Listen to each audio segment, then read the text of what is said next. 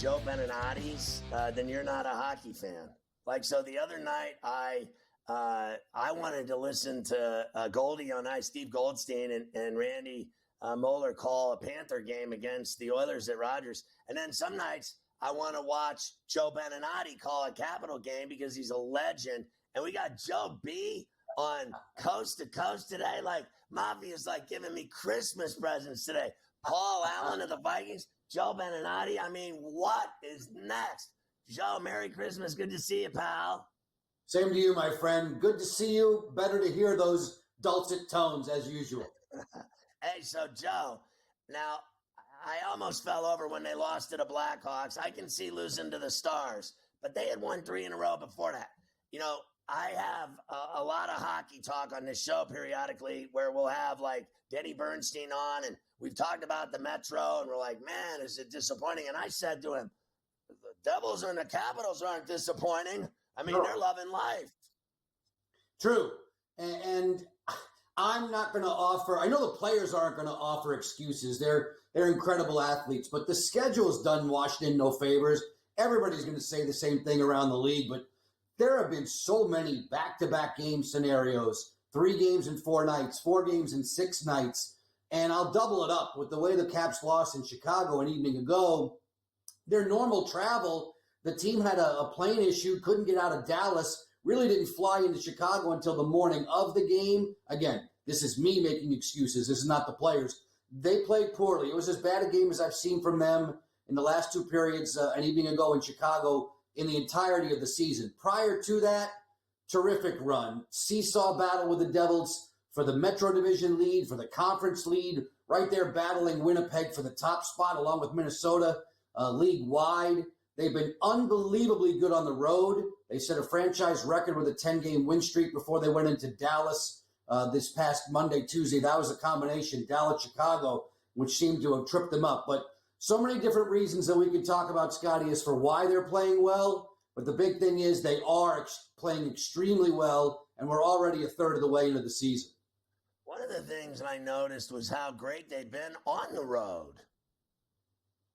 Simplifying the game, and when you're scoring goals the way they've been scoring, Scotty, they can beat anybody anywhere. And it's so interesting that they've been without Alex Ovechkin for about a month's time now since the broken leg injury sustained in Salt Lake City, and their offense hasn't fallen off.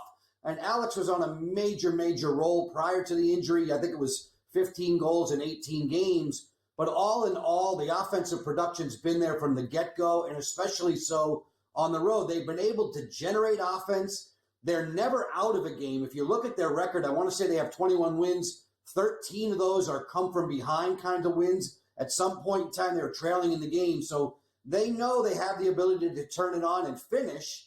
And maybe that wasn't sustainable. Their shooting percentage was through the roof in October and November. And yet still I see them right around 4 goals a game, which is pretty close to the darn NHL league. So this team, the guys that have held up the fort while he's been down have been unbelievable. I think Dylan's been killing it for him in the middle. He's racked up like 38 points. Name some of the other guys that have made, such an impact on this team. Because when he went down, you said it, he was on a heater. He was scoring. People were saying he's going to catch Gretzky this year. And he was playing. He looked like Alex from 10 years ago. Then he goes down, he breaks his leg. It sucked. Everybody was like, oh, there goes the season. It's over. But these guys stepped up big time. Who are the ones that you thought had the biggest impact? Well, I'm really glad you started with Dylan Strome. I think he's criminally underrated.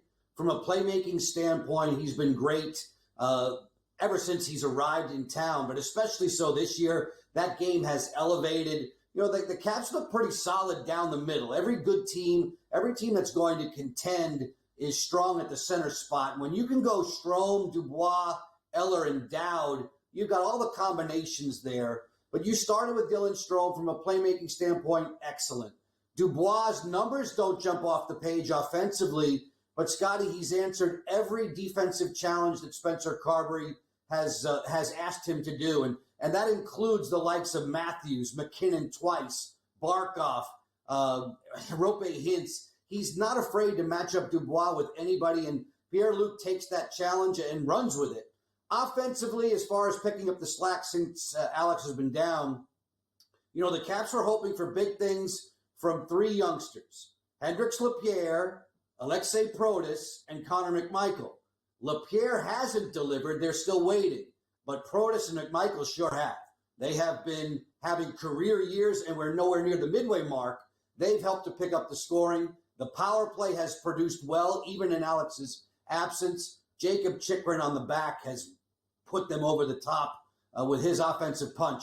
He's right there with the likes of Werenski and Makar in goals this year.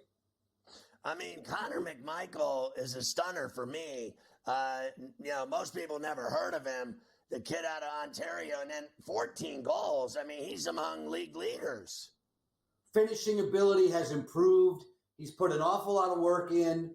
His skating burst is what the coaching staff really likes. He's able to separate from defenders, and he's always had a knack, at least since I've known and followed him and watched him since he was working with Dale Hunter's London Knights in the OHL. He has the ability to shoot it, pick corners, and finish, and this year it's going in for him. Protas is the guy that has really made the gigantic leap, and I guess that's figuratively and literally. He's almost 6'7". He looks like NBA small forward out there, and all of a sudden, though, he's worked so hard in the offseason, shooting with his quote-unquote little brother, who's only 6'5", who's a Caps draft pick, worked really hard on his skating, and they're starting to see the fruits of all that labor. How about this coach of yours, Carberry? We talked about him on the show. Denny Bernstein brought him up, that he's just been fantastic, what he's doing with the Capitals. And I guarantee you no one's ever heard of him, but they're starting to know who he is now. Yeah, Spencer's having, he's very relatable with the athletes. He's not far removed from them age-wise. I want to say Warsofsky in San Jose and Carberry are the two youngest in the NHL. Spencer has come in, and he was known inside the organization, Scotty. He had worked with a club in South Carolina in the ECHL. He had worked successfully in Hershey in the American Hockey League, Coach of the Year, I want to say, in both levels. It's interesting. Warsofsky, Carberry, and coach in Colorado, Bednar, all have reached back to South Carolina roots. Spencer is incredibly intense. His system and scheme is very, very good. Give him credit last year. He was able to make a course correction. He wanted to play fast. They couldn't do it. He reworked things, still got him into the playoffs. This year, with the 7 guys they brought in the offseason, give credit to Brian McClellan and Chris Patrick. They brought guys in who could play in Carberry's system. They're still not the fastest team in the league, but they play fast. Their possession game's been very good. Their passing game's been really good. I can't wait to see the Christmas gift of the Capitals winning at the Garden in Boston, and then the New Year's Eve special back in D.C. to flip the year. Beat them again harder playing Boston on New Year's Eve. But listen to this. The next games that they have, Caps on Friday night playing the Canes in D.C. Then you got the Kings in. Penguins beat them in overtime last night on Raquel Welch's overtime winner. Remember Raquel Welch? She was a hottie. And then you got the Bruins, Leafs, Wings, and Bruins. Bruins on New Year's Eve. That's incredible. A lot of great games. Joe, I can't tell you how thrilled I am to have you on today talking about the Capitals. Good luck the rest of the way. I think they're going to be a tough customer to deal with the second half and in the Stanley Cup playoffs. I hope Ovi gets back to good health and he'll catch Gretzky one of these days. That's going to be very exciting to hear you call that happen in the NHL lore. Joe, I love you. Merry Christmas. Happy New Year, my man.